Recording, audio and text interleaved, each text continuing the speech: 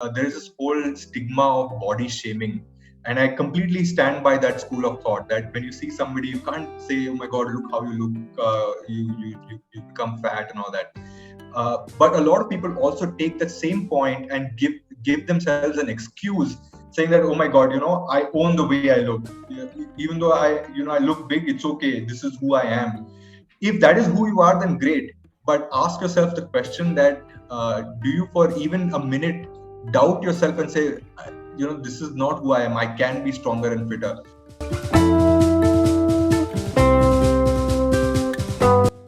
But even if you can put 45 minutes for 2 to 3 days in the weekdays, but those 45 minutes have to be meaningful, have to be structured, that have a far better impact on your physical, self and your performance than trying to say, "Oh my God, today I don't have time for a 2-hour ride." It doesn't matter. Your 2-hour ride versus a proper planned 45-minute ride can still be as effective. So it's not about creating too much space in your calendar.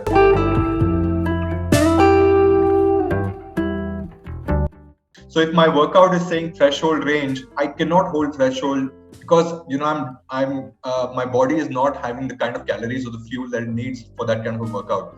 So a 45-minute workout or even a 1-hour workout was becoming so difficult because I was just focusing on calorie deficit rather than focusing on fueling for the workout.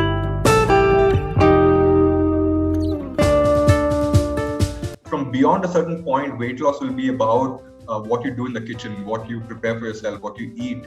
Right. That will contribute critically to, and of course, what else are you doing apart from cycling? Because eventually your body will get used to doing those kilometers. So it will become more efficient. Therefore, you're not burning as much fuel as you're supposed to.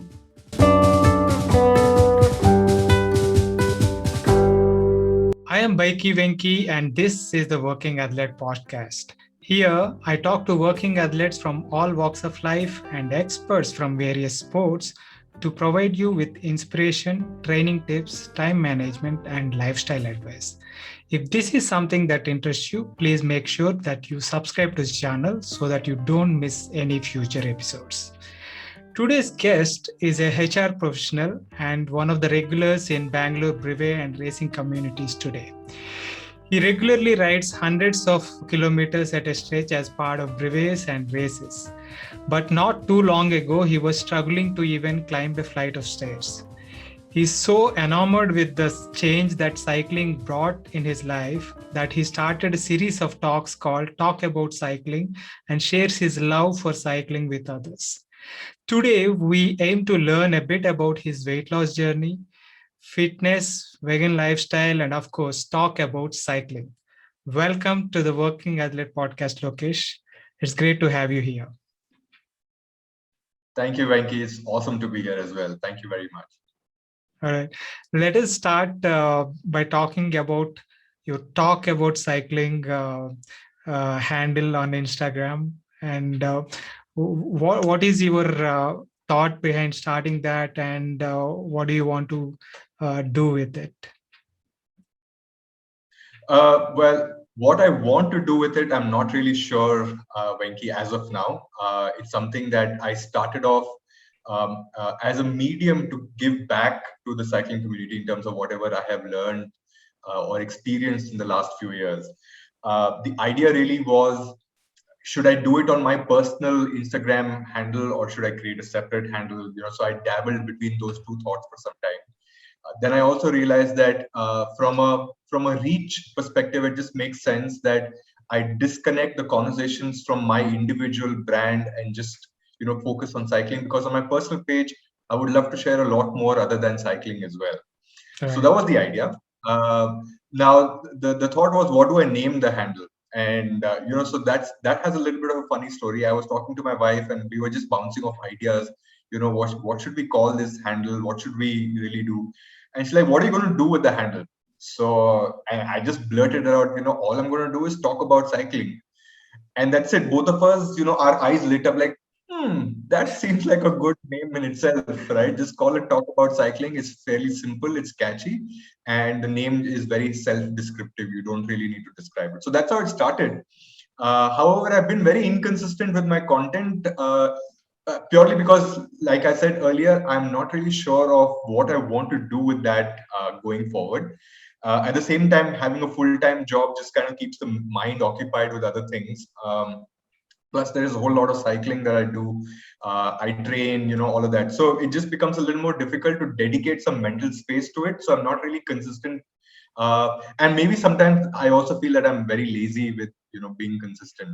However, during this whole lockdown last year onwards, a lot of my cousins and friends, and as you also must be aware, that a lot of people have taken on to cycling as a Right. sport during the last year and a half. So a lot of people reached out to me asking me, "Hey, so which cycle should I buy? What should I do? I have a puncture. What should I eat? I'm feeling very tired. I'm getting cramps." So people used to reach out to me on phone calls and WhatsApp. So I thought, okay, why not just create a platform? I'm sure there are people who have similar questions, so I can answer them using Insta Live conversations. And that's when I started doing Sunday live sessions. So I created this Sunday 5 o'clock session where I used to call experts or other cyclists or other achievers in the field of cycling and have a conversation with them. So that's what I used to do. And then suddenly I ran out of topics as well. So, in the last few months, I haven't really done those sessions. But I'm thinking about restarting them, maybe even using older topics again, because I'm sure there are new people wanting to Yeah, have different conversations. So definitely. that's the history behind Talk About Cycling. Awesome, awesome. So for those of you interested, you can follow Talk About Cycling and Lokesh Jain on Instagram. Yeah. Oh, I recently saw a few photos that you've posted on Insta and Facebook from what 7, 8 years ago, where you were looking a lot more healthier, looking healthier, and you were saying you were not able to like even climb a flight of stairs without gasping for breath. So, and what was the highest weight you were at that time? I was close to 100 kilos. I think the highest I've reached is 98. Wow. Um, and the fact of the matter is, until and unless you stand on the weighing scale, sometimes you don't realize that you've put on that much weight. Right. um, and I ran into a little bit of a health condition where like the whole climbing. So I was in Hyderabad for a couple of years working with Amazon, and I used to stay on my own. My wife was here in Bangalore and used to shuttle and all that. But anyways, my apartment was on the third floor in the building. Now Mhm. typically third floor is okay, right? It's it's not a big deal for a decently averagely fit person can climb 3 floors.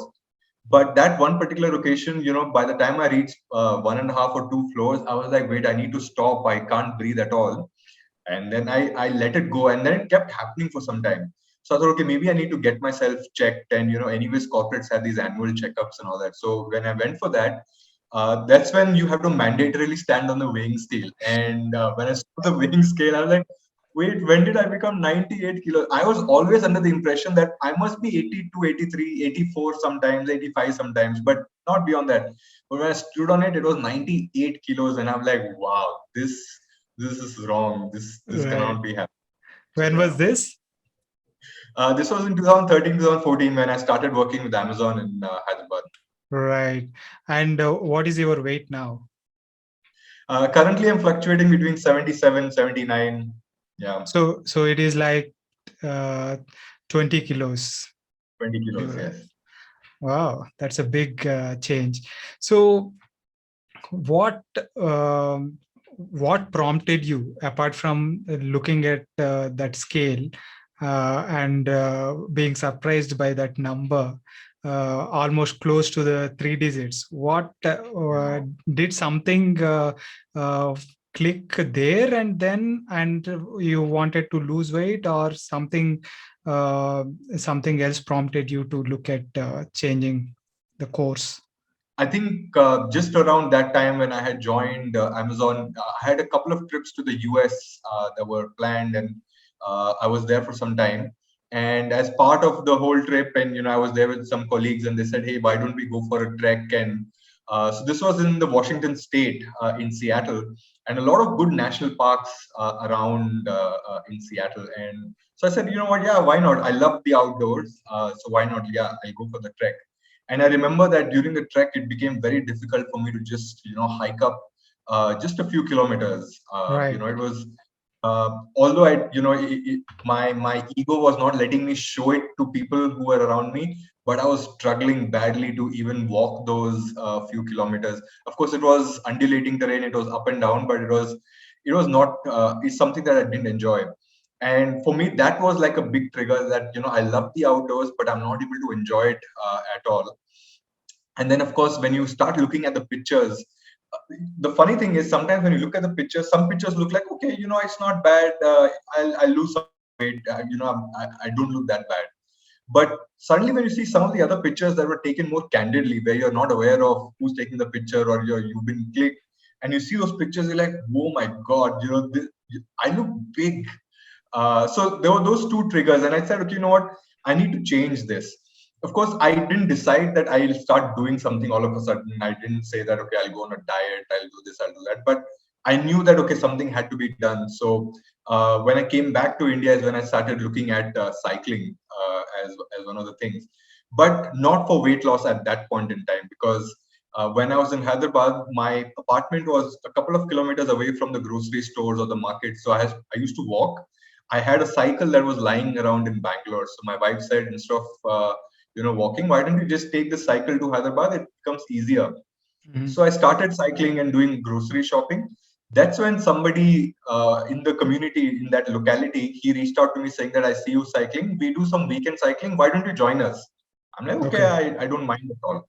Mm. So one thing led to another, and then of course, once you're in the community, you see people who are doing different distances, who are fitter, not fitter. They share their experiences. And I'm like, okay, wait, how can you do 50 kilometers? That's impossible. I can't even think of doing 50 kilometers. Yeah. Look at people, how are you so lean, and you're able to do so much. So when you start surrounding yourself with that conversation, that's when I think the big change happened, where I said, okay, you know what, let me just say, pay more attention to how I can get stronger and do more with the cycle. Okay. Okay.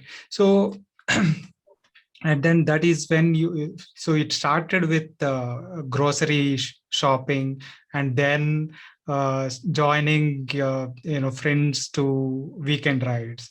So how Yeah. long were these weekend rides initially like? So now when I look back, that time it seemed very long, but of course it was around 25, 30 kilometers. It was a residential township. So we used Right. to ride the township itself, maybe sometimes venture out, have breakfast, all of that.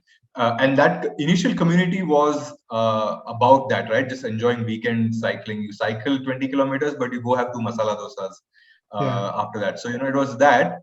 But of course, there were some fitness enthusiasts also as part of that group. So, Mm. once I started getting connected with different people, understanding different kinds of cycling events that are there, I didn't even know what Breve was. I didn't even know what a 100-kilometer ride was. But people start talking and they're like, okay, why don't you come see how much you can do, and so on and so forth. But initially it was around 25, 30 kilometers over the weekend. And then maybe 6, 7 months afterwards is when I started realizing that, okay, maybe I can do more, keep adding 5 kilometers to it, and those kind of things. Okay. So this was in 2014, right? When did this routine kind of changed from 25 to more regular? You said after 6 months, but was it a gradual increase over a period of time, or was it like you buying a better bike and then things changing for a lot faster and stuff? So I think I didn't buy a better bike for at least a year and a half. I used to Hmm. have a Firefox Target. It's a hardtail MTB, very basic one.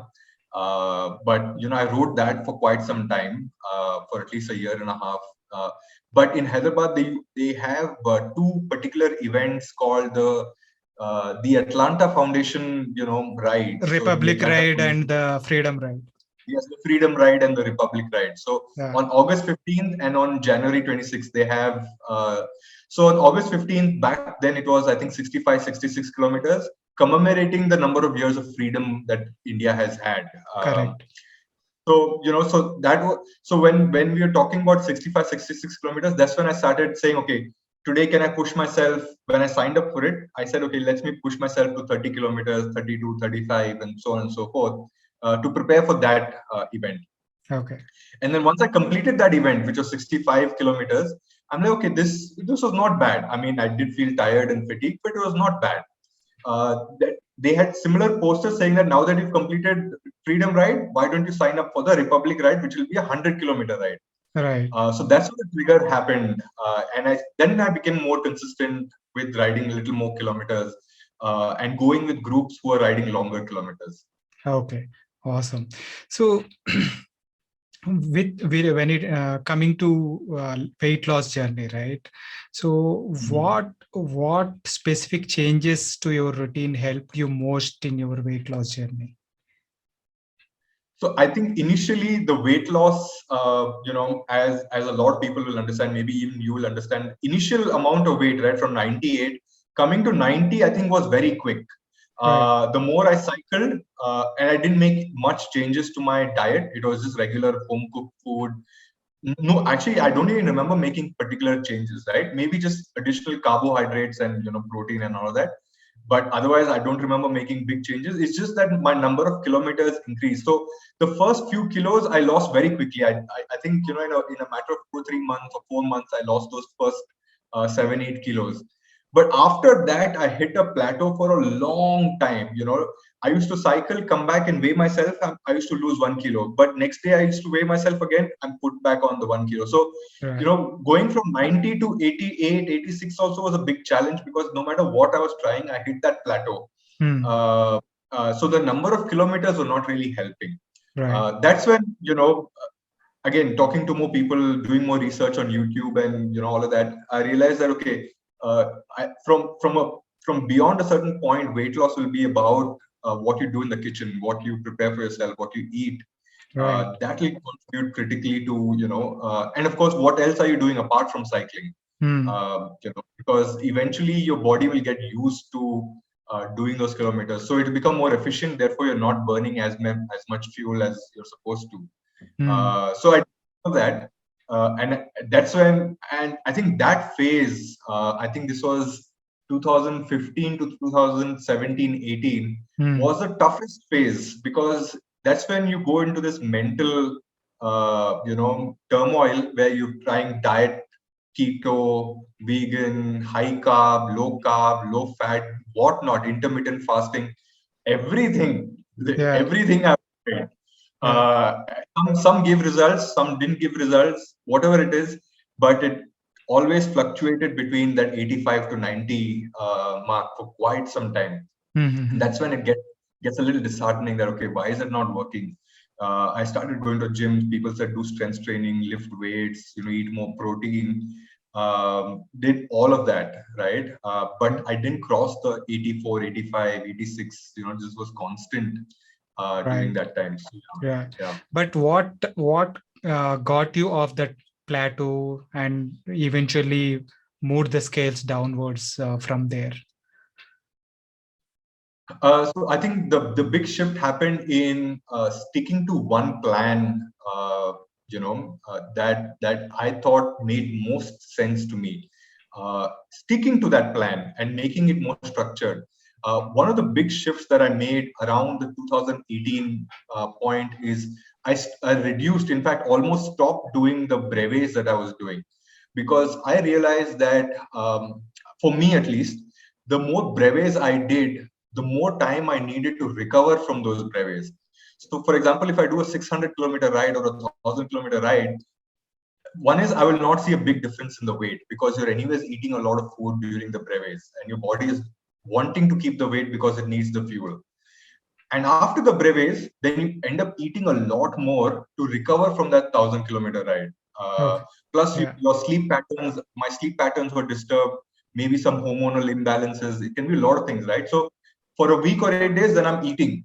and that really didn't work out for me from a weight loss perspective. Of course, from an endurance standpoint, I was still doing very good. I could do the 600 kilometers, I could do the 1,000 kilometers and all that. But from weight loss, absolutely no result.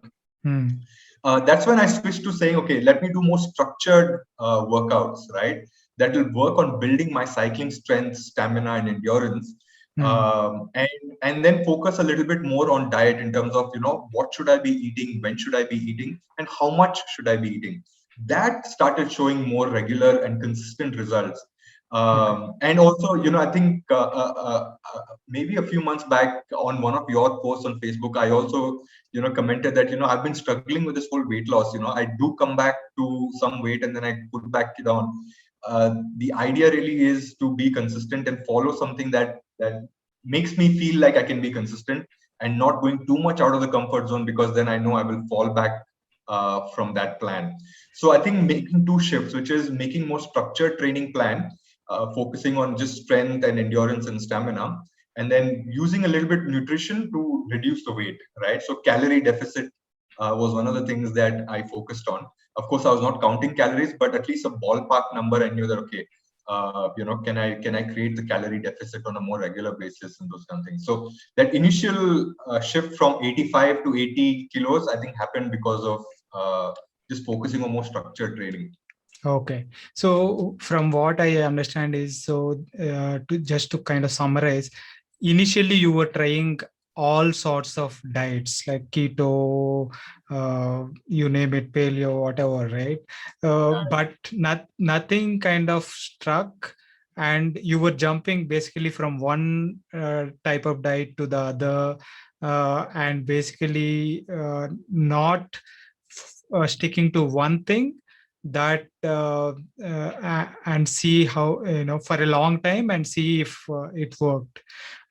Could that also be a accurate thing? Because when you talk to different people, all of these seem to be working, right? Some people follow keto and lose like 20-25 kilos. Some people follow a vegan diet and seem to or plant-based diet and seem to lose weight and stuff, and some people go with paleo and it seems to be effective for them. And so it is not about a particular diet, but sticking to one thing that, and on a consistent basis, and looking at calorie deficit within that, of course, along making sure that all the nutrition aspects of it that your body need is taken care of, along with the calorie deficit, and sticking to that path would definitely help. And I think that that is what I kind of took away from what you just shared. Also, that kind of coincided with your shift in training focus, I guess, from riding longer distances, brevet rides, to shorter, more intense workouts, more focused on getting faster, along with one kind of focus on diet and calorie deficit. Is that accurate? Yeah. Awesome. Absolutely. And I think a quick point I can add to the whole calorie deficit, and this is a clear example which didn't work even in the calorie deficit for me as well. I think last year, November, December, I was down with COVID. Of course, I didn't have any symptoms. I was feeling strong completely. But because I was quarantined, I did a lot of workouts on the indoor trainer, even while I was quarantined, because health-wise, I was feeling 100%, right? And I thought, okay, now that I'm quarantined, I might as well start applying some diet concepts to see, in those 14 days of quarantine, what can I do with it? The first few days, and I even documented this and put it up on my personal page on Instagram. So I documented what I was having through the day and the kind of workouts that I was doing. And what I realized is calorie deficit beyond a certain point will will affect the workouts that you're doing. Because if I'm consuming lesser calories, I'm not giving even 90% to my workout. So if my workout is saying threshold range, I cannot hold threshold because I'm my body is not having the kind of calories or the fuel that it needs for that kind of a workout. So a 45-minute workout or even a 1 hour workout was becoming so difficult because I was just focusing on calorie deficit Yeah. rather than focusing on fueling for the workout. So so if on a average, if I'm doing a 1 hour workout which consumes about 400 to 500, maybe sometimes 600, depending on the intensity of the workout, then am I fueling for that workout? Because if I'm not fueling for the workout, then all that calorie deficit that I'm doing is not going to work, because after the workout I feel so hungry that I might end up eating. Or even if I control myself and say I will not eat, I will not eat, then I create hormonal imbalance. And next day I'm like, I don't want to do any workout. I'm just Yeah. so lethargic, right? Yeah. So that in the first 2-3 days itself, I figured out that this is not working, because I may lose weight, but I just don't feel like moving at all. I was just completely lethargic. So I said, you know what, even though I'm doing calorie deficits through the day, but if I have a workout coming up, can I eat a oatmeal? Can I eat banana, peanut butter, banana toast, just fuel for the workout so that I can execute my workout. At the same time, the workout that I'm executing will help me burn more calories afterwards. Right. Right. So that strategy had to shift, because it's not always about calorie deficiency. You also have to fuel for the workout that you're doing. Definitely, definitely. That is a great point. Because when you, when even the calorie deficit works only for, until a certain point, right?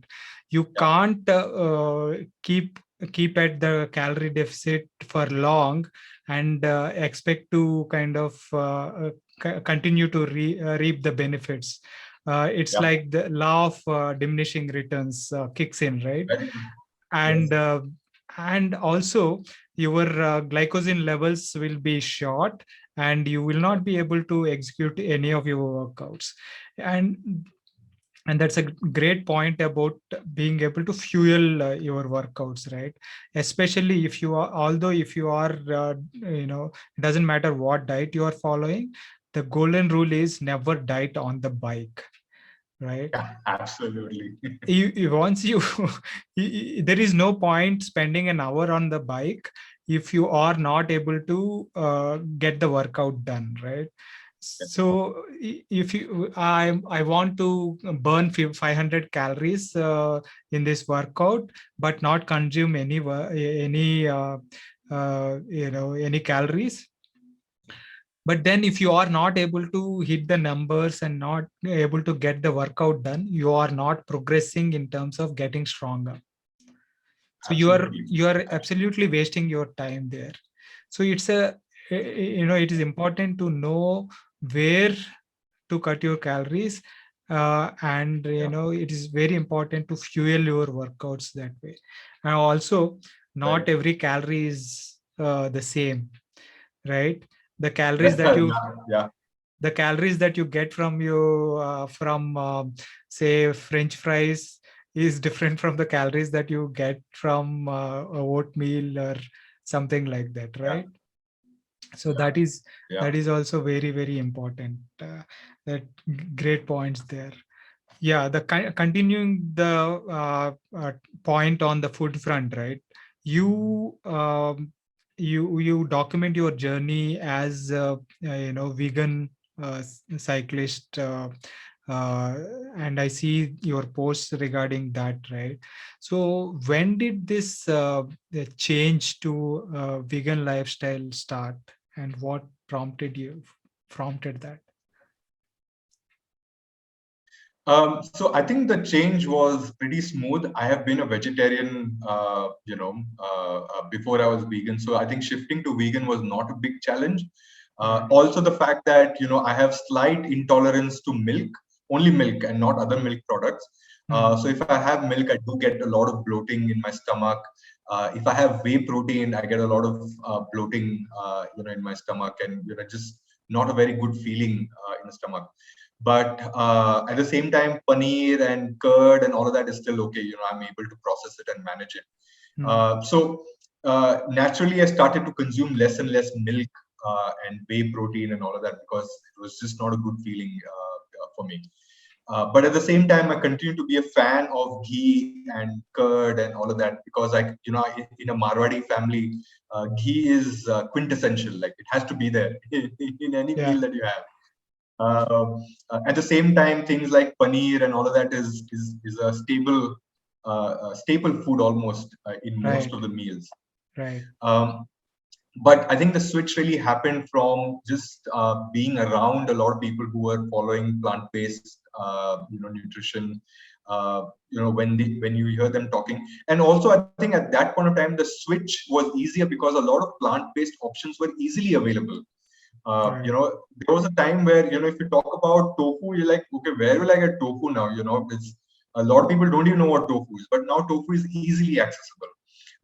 Plant-based products, milk, soy milk, almond milk, oat milk, you can either make it yourself, or it's easily, something that you can buy also and can be delivered to your home.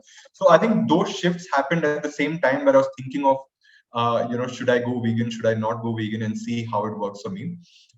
So the accessibility to products made it more easier, but mental switch happened more from a health perspective, because I was not enjoying milk products at that point.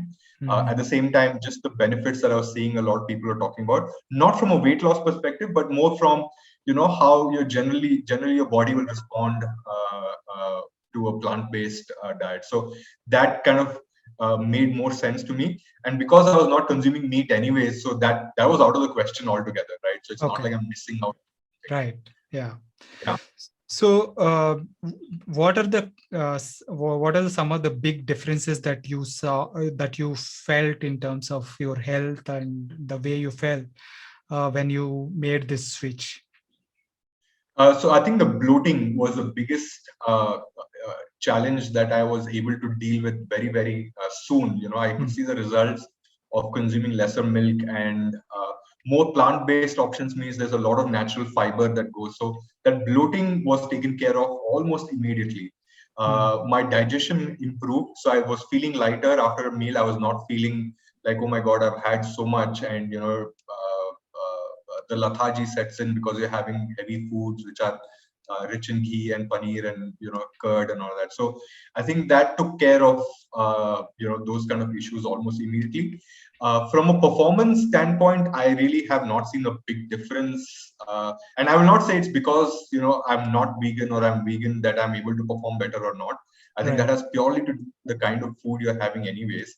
But from a performance perspective, I didn't see a big difference. But from a personal health perspective, there was a lot of differences that I started noticing just in digestion and the way I was feeling after every meal. Okay, that makes sense. Okay. No, but when it comes to, we talked about, because I'm staying with the food theme, because, as someone who enjoy food, this is a constant struggle that we, with weight, when it comes to maintaining weight, and we tend to, if we smell even as much as smell a good food, we tend to put on weight, it seems like. But what are some of the things that help you stay on track? What are some of the maybe mental thought processes, or what are some of the changes to the environment that you make, or what are the things that help you stay on track with your weight loss thing? So there are two things, and the big example is during the first lockdown last year, that phase between April to August, September. So during that, August to September, October period last year, I had lost a significant amount of weight while continuing to be healthy. Because once we were in lockdown, there was a lot more control over the food that we were having. There was limited option available, so you're making those food at home. So a lot of those tactics really, really worked, and I actually reached my lowest that I have ever reached in the last, I don't know, 14, 15 years, I think. I had reached 74, 75 kilos is the lowest I had reached by October last year. Of course, I put back on 3 more kilos once the lockdown opened. Then again, you start going outside, you have some meals outside and those kind of things. But what worked for me, and this is purely for me, I have heard so many different strategies around this, is not to weigh yourself regularly. And that strategy did not work for me, because for a person like me who loves eating food, right? And like you said, even if I have a glass of water, I'll put on 2 kilos types. It is like that. So it's important that, 2 days, if I've had friends over at home and we've partied, we've had pizzas and whatnot and chips and French fries and all of that. The struggle is sometimes, 2 days goes that way, where you're having junk food and you're having a lot of food, and then you're thinking, oh, I think I can feel a little bit weight I've put on. And instead of saying, okay, you know what, today I'll work out and I'll go on a cleaner diet for the next 2-3 days to lose that weight. I used to get very scared of standing on the weighing scale, because if I see that number gone up from 78 back to 81, I'll be like, oh my God, how can I let this happen? So what I stopped doing was, I don't give too much gap between weighing myself regularly. So I almost weigh myself on an alternate day, or every 2-3 days. I stand on the weighing scale just to check, have I gone off track by too much? And if not, then great, I can continue doing that. If I have gone off track, then I know I can check on it quickly and come back on track, right? So I definitely have stopped, or started going onto the weighing scale more regularly. And that strategy has worked for me. It does not work for a lot of people, purely because they think that, oh my God, if I see 500 grams increase in one day, a lot of people go mad saying that, oh my God, I didn't eat only, but still I put on 500 grams. So that's the thought that I shifted, saying that, the body will react very differently. There will be days where it will not lose that much weight. There will be days that it will lose 1 kilo in 2 days. So don't worry about those fluctuations. But the idea for me is, as long as I stay in a range then that I can manage well in 2-3 days and course correct in a short time, then I'm happy. But that's the big strategy that I have shifted. So I keep the weighing scale accessible. It's always there, so that, when I go and stand on the weighing scale, I should be able to catch myself going off track quickly, and then stop waiting and then realizing, oh, I've become 98 kilos. Like, don't let that happen. Right, right. Yeah, that is a good strategy, I think. Keeping regular track of the weight. Of course, that saying is also there, right? Whatever you measure, will improve, or Yeah. it'll be there on the top of your mind when you are picking up that maybe a salad over chips or something like Yeah. that. So Yeah. it definitely will come into the picture. And also, one thing that is important in terms of maintaining, one thing that is important is the sustainability of whatever we do, right? uh, Yeah. of course, there will be a day where friends are over and we are having a pizza or whatever. Yeah. It is fine to indulge, as long as it is not like 15 days in a month. Right? As long Yeah. as it is once or twice in a month, it is fine. And the rest of the 28 days, you are maintaining a diet that is sustainable, that is nutritious, and Yeah. keeping you well fed, and maintaining your all the hormonal balances and everything, Yeah. feeding you, taking care of your physical and mental health. I think that is the most important thing. The sustainable, being able to stick to a sustainable diet over a long period of time is very Yes. important, rather than Yes. you know some crash diet for a week and going back to whatever is Yeah. not going to change much, right? Yeah. Crash diets typically work for people who are not working out or who do not have athletic goals. But if you want to be a stronger athlete, crash diets just don't work because you're not going to perform anyways. In fact, you will crash literally on the bike. Right. You will bonk, you will have all of those issues.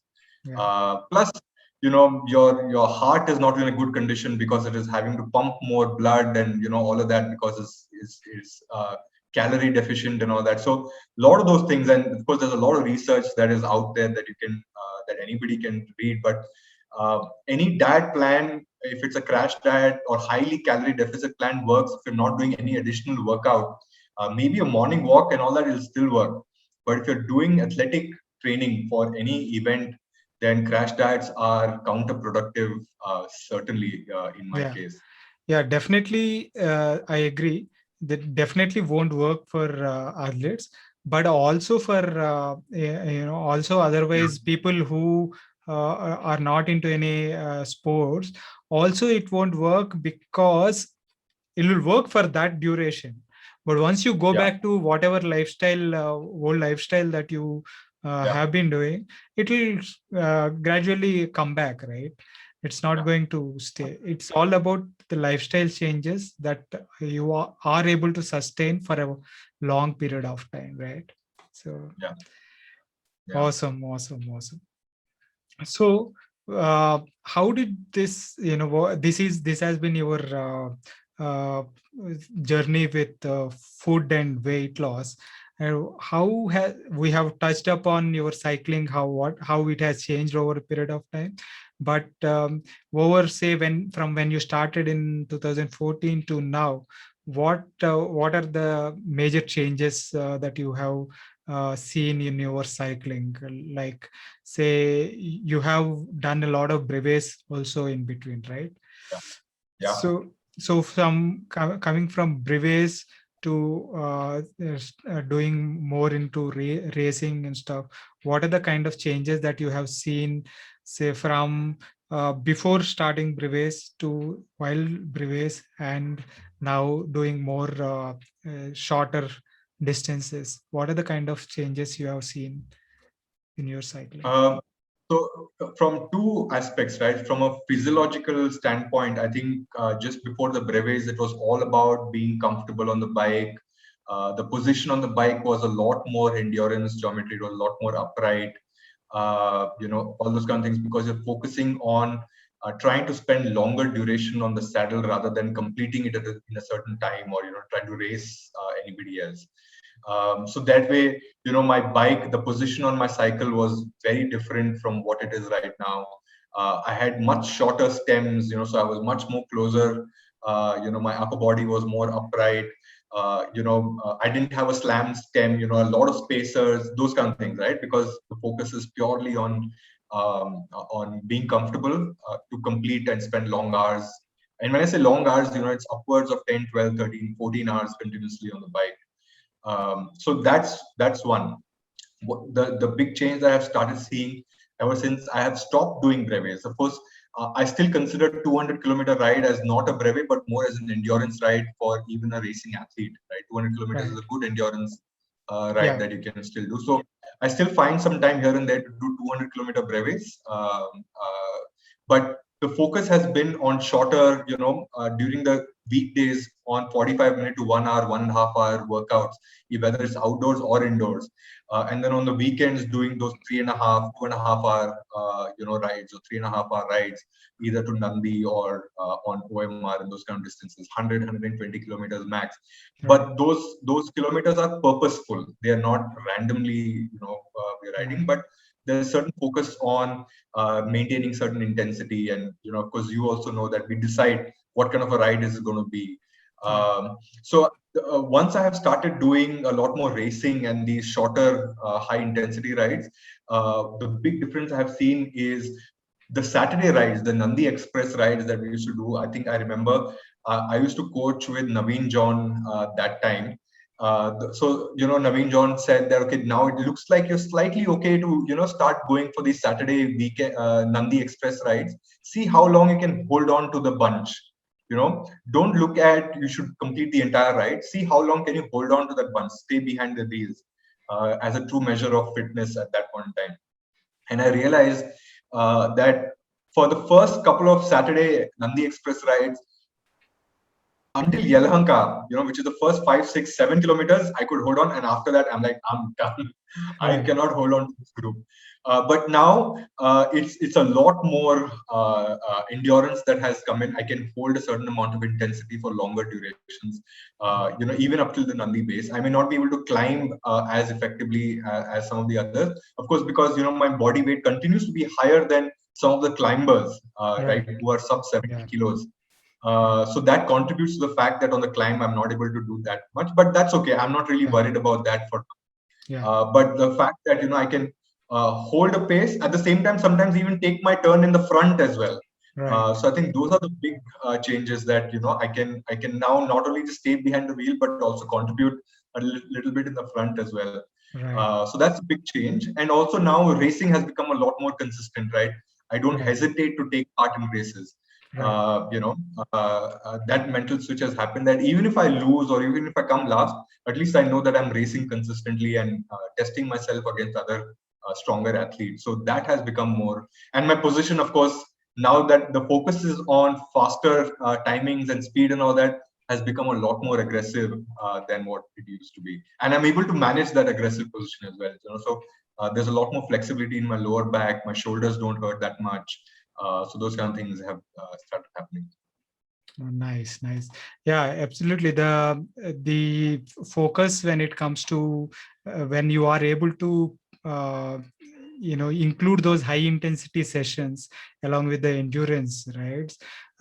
So basically, the Saturday group ride is a lot of short intense efforts over a long endurance ride. Right. So Yeah. if you are able to put in those intense efforts and then recover and do high endurance and or tempo kind of effort even after those high intense intervals to stay with the bunch, Yeah. you will be able to stay with that till base or whatever throughout the ride, right? Yeah. Basically. Yeah. So I guess the shift in focus, I look at this particular thing in lot of athletes who have actually come into racing from a brevet background.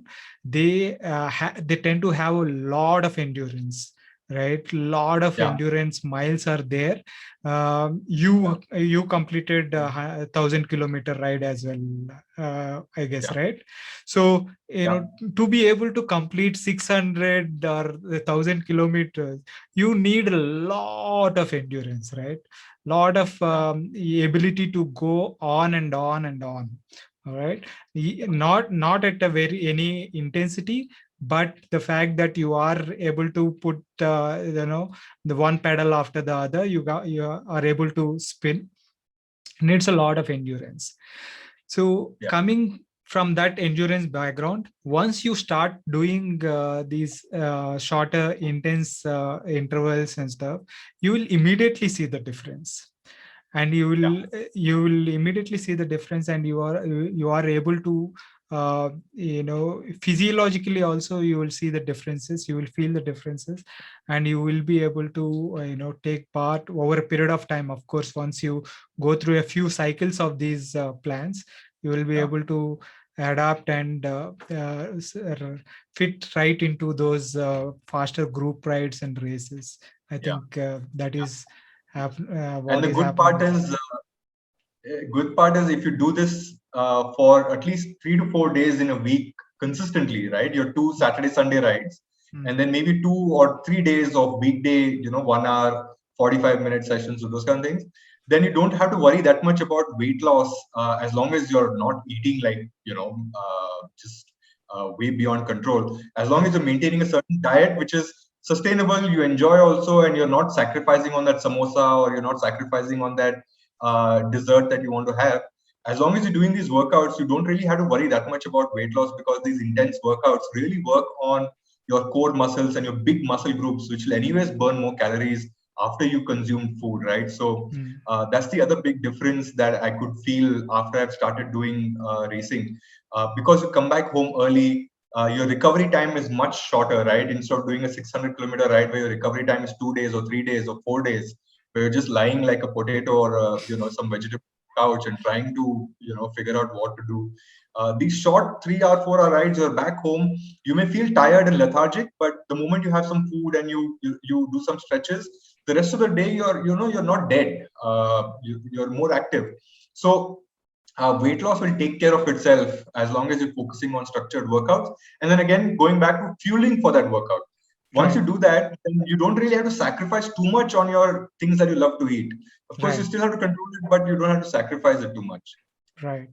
Yeah. Basically, going back to that aspect of sustainability, of course, these intense workouts, what they do is they help your metabolism, right?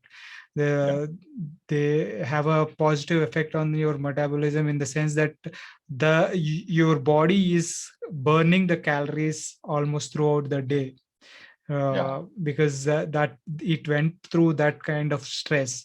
It is burning almost throughout the day, so that your metabolism increases and also has a positive effect on maintaining that weight. So that's great. So just one quick point. Sorry, I forgot to mention, Venki, if you don't mind. One of other big changes that I have that has contributed to this is surrounding yourself with people who are like-minded. I think that point has to go above all the other points that I think I have mentioned. Me, be part of Team Bros.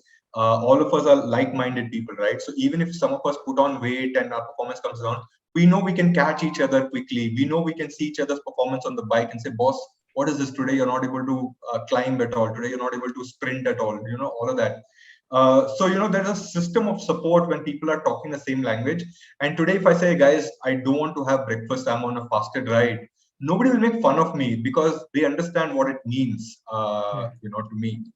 Vis-a-vis, I keep telling my wife, I have two groups of friends, the friends who will make fun of me, but they're all my childhood buddies. So the moment I say today I don't want to come outside, I don't want to eat outside food, they'll always say, hey, come on, man, it's not like you're going to win some Tour de France or something like that. It's okay, today you have it.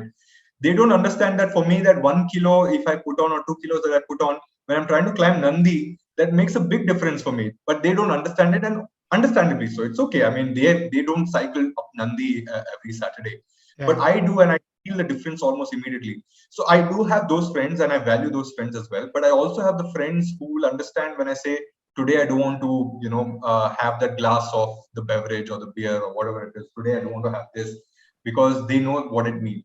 So for whoever is trying to lose weight or getting fitter, also find a group of people who think that way and surround yourself with them. Be on that WhatsApp group, see if you can join a team, whatever it is, right? The more you do that, the more it becomes easier, because you're not alone in that journey. Yeah, that is a big point, right? The surrounding yourself with like-minded people is a big thing. And of course, when it is a group of people that forms a team, and that bonding goes beyond just the like-mindedness, and it also becomes like a entity in itself, like a family in itself, right? There is nothing brings us closer together like suffering together on a bike. Or suffering together on those intervals, right? So for you, the Team Bros, for me, Spectrum Racing, or whatever that the team, the positive effect a team brings is really beneficial. So definitely something that keeps us on track and keeps us motivated. It gives us a purpose, right? You want to do well for the team. You want to Yeah. if you are going to take part in a race together as a team, there is this guy that I want to work for, or if I am the main contender and those guys are putting the work for me at the Yeah. front, you better Yeah. show up and do Yeah. your thing, right? So Yeah. that gives us the purpose as well, right? So it is Absolutely. really good. All Yeah. right, so to since you are in HR, let me ask you a HR kind of question. Where do you see yourself in 5 years time? Oh my God. Okay, so so definitely, I think cycling will continue to be an integral part of whatever age I am at and whatever family situation I'm in, right? Currently, I don't have children, but even if I do, I think I will find a way to, continue to, be connected with the cycling community, either while riding, taking part in different races. And the good part is we still have masters category and all of that, right? So it's good that the community and the clubs, racing clubs over here, recognize those things, right? So that's one. So cycling will continue to be a part. However, I think from how much I want to give back to the cycling community, that the quantity will increase a lot more once I've found the rhythm of managing my full-time job, at the same time family and all that, at the same time finding a better way to give back to the cycling community. People who are just getting into cycling, people who are wanting to figure out how I can improve myself, who can I learn lessons from. So I know there's a lot more that you have to share, I have to share. There's so many experiences that we all have. It just needs to be channeled properly. So I think I see myself doing that a lot more in the next 5 years. I'm also, pursuing a course in sports nutrition, a certification in sports nutrition. Of course, I've been trying to complete it for the last 2.5 years. I've been giving myself excuses. It's an online course, so I have the freedom to choose the time I want to do it, and I've been postponing. But I definitely see myself completing that course and just focusing a lot more on nutrition, not just for myself, but can I contribute back to others in a more structured and more scientific way from what I have learned in this course. So I think that will continue to be a part. And I hopefully once everything, all of this pandemic situation becomes better in the next year or so, in the next 5 years, I definitely see myself cycling in a lot more other places apart from India, right? Outside, there are dream destinations. And now currently the company that I'm working for is headquartered in Switzerland.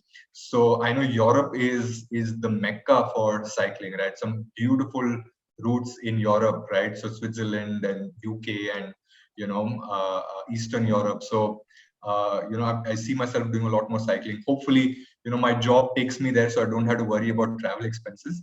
But it doesn't matter. Either ways, definitely see myself doing a lot more cycling in other places of the world as Awesome. Yeah, Swiss Alps will be great to ride in, I guess. Yeah.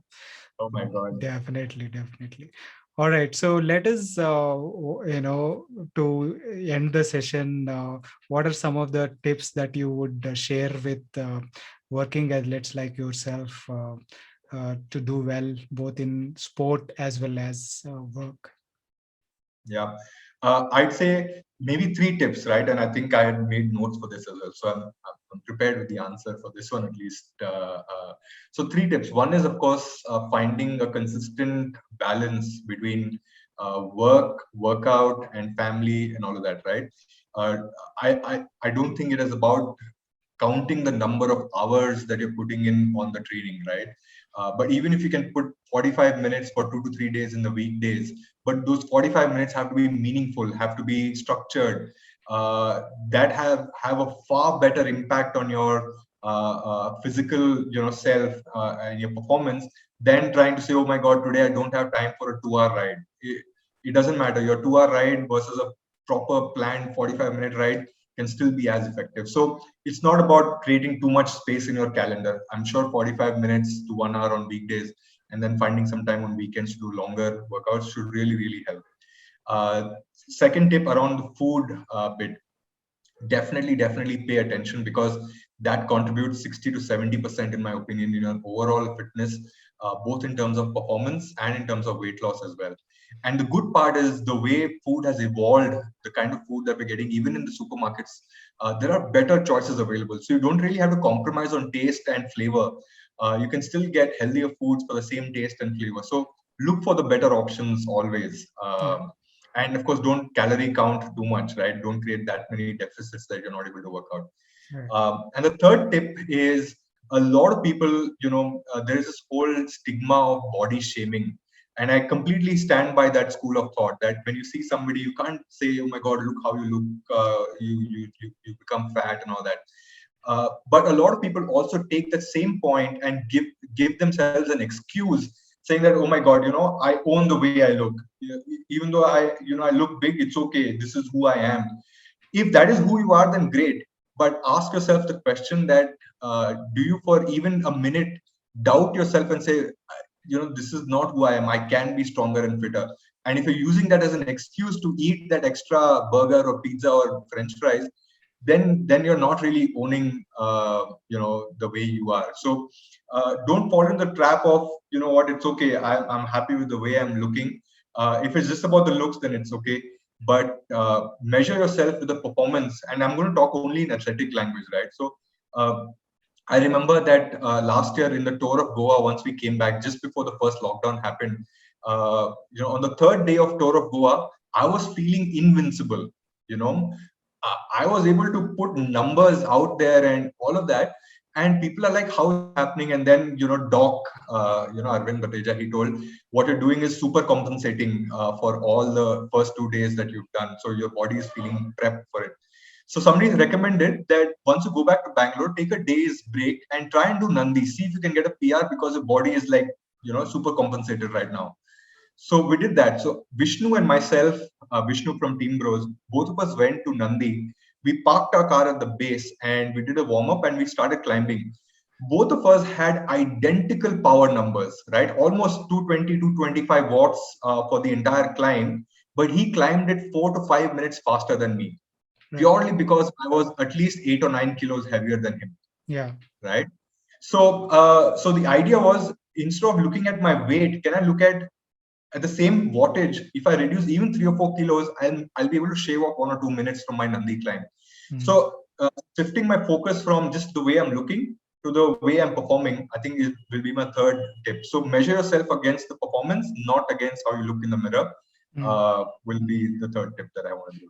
The great points. Also, to add to that third point, instead of looking at the way you are, your looks, if you can look at the, shift the perspective for either performance or, more importantly, your health.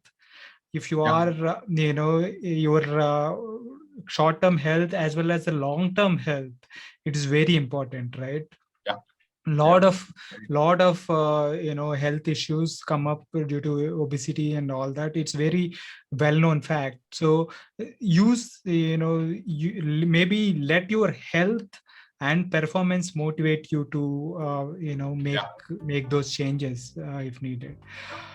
Awesome. Great points, Loki. It's been great chatting with you, listening to your journey and how you have changed over a period of time and what helped you in this journey. It's very, I'm sure it will be very useful to a lot of working athletes. Thank you for sharing your journey. Thank you so much, Venki, for having me on this podcast. I think it was really fun.